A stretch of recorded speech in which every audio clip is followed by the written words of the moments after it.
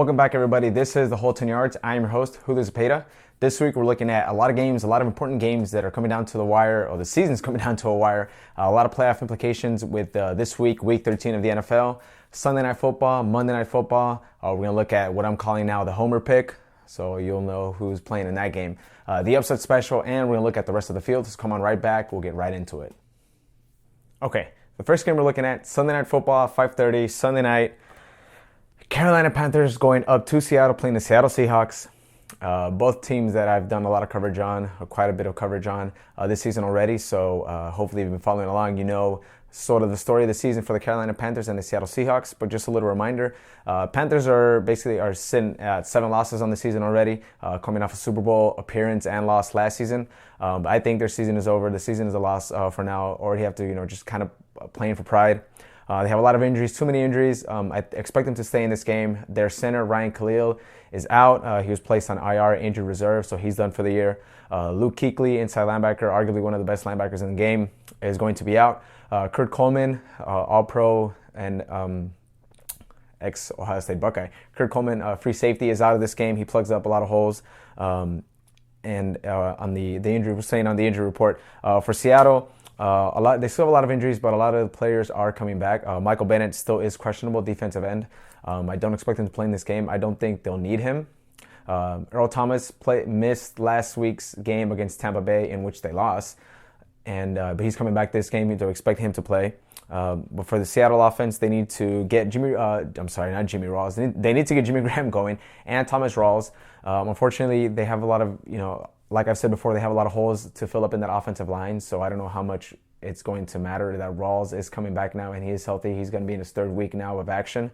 But I expect them to win. I expect Seattle to win. There's too many injuries for Carolina on the defensive side, and I think it's a good game for Seattle to kind of start that playoff push, start getting in that groove and, make that strong push into the playoffs, because as we all know now, the road in the NFC to the Super Bowl is going through Dallas, and I think Seattle's going to be able to beat Dallas when it matters, but we'll worry about that later. For Sunday Night Football, I'm expecting an exciting game. These two teams have played each other quite a bit in the last few seasons. I remember Cam Chancellor picking off Cam Newton, in the 2015 playoffs to finish it, the divisional round, and then Seattle went on to play in a Super Bowl, ultimately lost. And last season they played in the divisional round, and Carolina won. They ended up winning the Super Bowl. So the two, defending NFC championship champions in this game. So I think it'll be good. Carolina does have a lot of pride to play for, but Seattle's going to win. I expect Seattle to pull this one off, and it's just Seattle Seahawks fashion. It's going to be good. Next primetime game, a matchup that I'm looking forward to for some odd reasons. It's going to start to shape up the AFC playoff picture, so it'll be good. Monday Night Football, Colts at the Jets. The Jets have the number 3 ranked defense against the run. So Colts, not like they run the ball anyway, but the Colts are going to have a hard time running that back, running against them. The Colts, staying on the defensive side, have the 29th ranked total defense. So I expect the Jets running backs to have a pretty good day out there if they run the ball. I think it's actually going to be kind of exciting. It's going to be a shootout.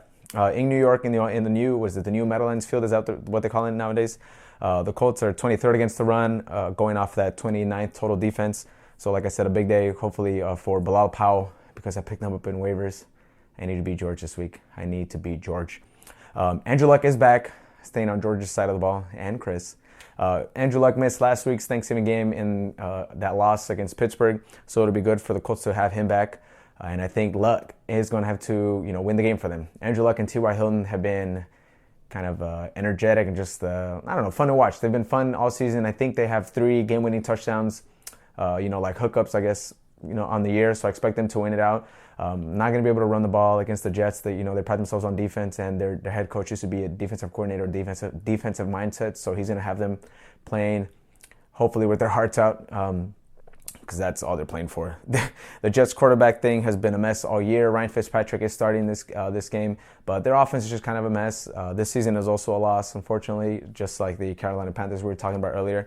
So I expect the Colts to win. I think it'll be good, though. I think it's going to be an exciting game. Hopefully a lot of offense, so it'll be fun. A lot of people will be watching it. The Colts to win. That'll start shaping up the AFC playoff picture. I expect them to gain a game on the Houston Texans, who I also expect to lose. So that'll be good to get the ball going, and it's just exciting time, guys. Week 13. But I'm picking the Indianapolis Colts to win on Monday Night Football. It's going to be exciting. It's on ESPN. stream it somehow. I don't know if you don't have ESPN. How do you not have ESPN nowadays? Danny, it's all good though. It's all good. All right, now the game you've all been waiting for. I know. The Pittsburgh Steelers hosting the New York Giants is the best game of the year, right? Best game of the week? I think so. The Giants are coming in, 6-game winning streak. But take a look at the last games, during the teams that they've played, the Ravens, the Rams, the Eagles, the Bengals, the Bears, the Browns. Only one of those teams is currently above 500, the Ravens, unfortunately. But the Giants do pride themselves on the defense right now. A lot of people are talking about them. Oh my God, this defense turned around and all that jazz. They do rank number 6 in scoring D. Pittsburgh, meanwhile, on the offensive side, is tied for 13th in scoring offense, so it'd be kind of a good matchup. But off of those teams that I just listed, I mean, the only real offensive threat, Cincinnati Bengals, but they're 3-7-1. But granted, they've had a lot of injuries and their season is over too. But I don't think the Giants have seen aside from the Dallas Cowboys earlier in the year, I don't think they've seen the kind of offensive weapons that the Pittsburgh Steelers have. So it's going to be a good game. I think it's going to be a shootout. And a lot of people, for some reason the past couple weeks, it's kind of been, who's the better wide receiver? Odell Beckham Jr. or Antonio Brown? For me, obviously, it's Antonio Brown, but I do like Odell. But I think both of them are going to show out. It's going to be exciting. I think a lot of people are going to be watching this game, even though it's a 1 o'clock game. It should have been primetime. What's going on with you guys? But Antonio Brown will answer the question. Antonio Brown is the best receiver in the NFL. Le'Veon Bell, one of the best running backs in the NFL. Ben Roethlisberger still and continues to show that he's one of the best quarterbacks in the NFL. And Eli Manning on the opposite side. There's been a lot of talk about this rivalry between these two quarterbacks just because they were drafted in the same year. But I don't think they even have a rivalry. But I do think it's important for Ben to kind of beat and show out Eli this week. And Ben needs another ring. We need another ring. He needs one, and maybe be named MVP of another ring, because I'm kind of going off topic now. But Eli won the 2 Super Bowls. They're both tied with both 2 Super Bowl wins each. But Ben wasn't aside maybe from Super Bowl 43. Eli was instrumental, and he was the reason kind of why they won those 2 rings against the New England Patriots. He was MVP in both of those Super Bowls. Ben doesn't have one of those yet. And Plaxico Burress, who played with both of them, said that he would rather have Eli Manning in clutch situations. I don't know about that. You remember that Santonio Holmes catch? Dude, come on. But obviously, this is the homer pick, guys. Going with the Pittsburgh Steelers. And I'm betting Gabriel. I don't know what he wants to bet. Humphrey was talking some smack too. What do you guys want to bet? A sixer? A round on me? I don't know. We'll see. But I'm picking the Pittsburgh Steelers to win. It's going to be a good game. It's going to be nice. Okay, now one of this new thing I'm trying out, the upset special. Usually, I was kind of looking at it. I didn't really see any upsets, and then I was watching some of the tape of the Jacksonville Jaguars last week playing against the Buffalo Bills, and they kept it close. Buffalo held the ball for a little bit longer than Jacksonville did, and I think that was probably the difference, and it was only a 1-possession game. And Blake Bortles has had his struggles all year long. He throws a lot of picks, and they usually go for pick sixes, unfortunately. But my upset special of the week, guys, Broncos at the Jaguars. I know, the Broncos. But let me tell you, rookie quarterback Paxton Lynch is starting again. I think the Broncos are going to struggle a little bit against the run. The Jaguars and both of the running backs, TJ Yeldon and I forget the other guy's name. I should know that. I'm sorry. But it's Jacksonville. Running game looked good against the Bills last week, and the Bills are no slouch. They're 6-5. They have a top 10 defense. And I expect Gus Bradley, head coach, he used to be a defensive coordinator of the Seattle Seahawks, and a defensive-minded head coach. I expect them to kind of bring a little bit more pressure towards Paxton Lynch, and it's going to be, I think, a little chess match between Gus Bradley and head coach of the Broncos, Gary Kubiak, to see offense versus defense, because Kubiak, offensive-minded coach, and Gus Bradley, defensive-minded coach. But I think it's going to be good. It's something about this game, kind of like the quote-unquote trap game. I think the Broncos are going to lose this game, and it's going to shape up or even cloud up more of the playoff picture in the AFC West. Because as of right now, they're 2 behind on the Raiders and only 1 behind on the Chiefs, and I'm expecting the Chiefs to win. We'll get into that later. So that'll be good. Upset special of the week. I think the Jacksonville Jaguars hold it down at home. The running game was looking a little bit nice last week. It's going to bring a little bit of pressure to that rookie QB, and he's gonna get in trouble. And the defense is not going to be able to bail them out. And I think they're going to win. The Jaguars win a close one. Field goal game. Upset special. All right, now we're looking at the rest of the field, guys, what we're calling the field. The rest of the games. The Chiefs at the Falcons. Justin Houston balled out last week against the Broncos. It was such a cool game to watch. You see him healthy. He was just dominating those left tackles and just messing everything up, disrupting the passing game, the running game, the handoff game. It was awesome. I think the Chiefs win, a close one down in Atlanta. They need to win to keep up with the Raiders.